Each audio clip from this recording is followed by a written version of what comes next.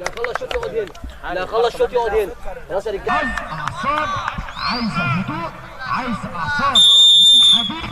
خلينا بقى نتابع ونشوف. ابو سكر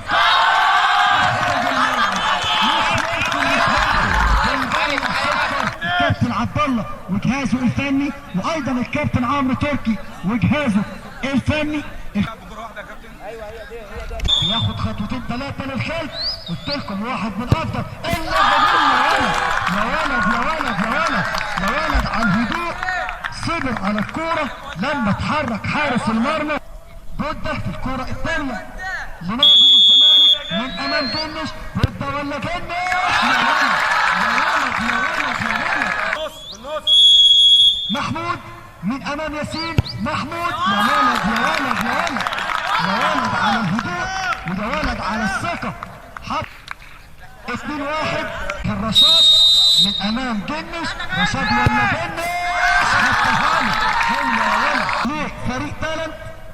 يوسف على التنفيذ وامامه حارس المرمى ياسين.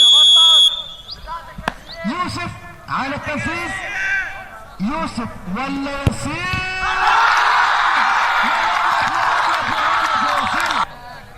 هل بقى نشوف جنش يتألق زي ما شفنا ياسين؟ خلينا نتابع ونشوف. يا ولد يا ولد داخل اللاعب رقم 5 احمد صاحب المجهود الكبير في وسط الملعب.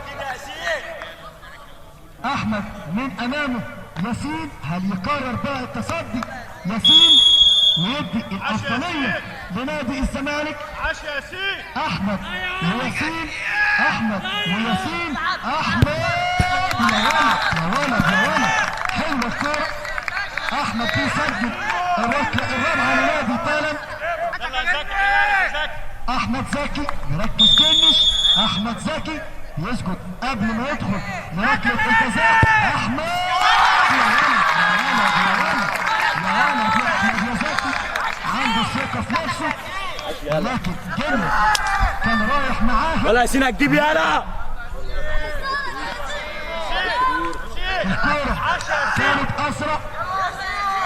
محمد عيد والكرة الأخيرة الأصعب في اللقاء.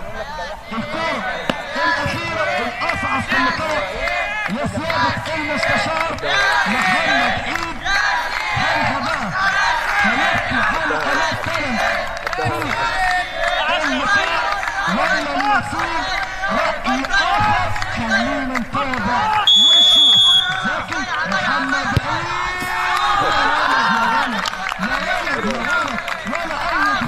ولا اي ضغط على محمد عيد. ركله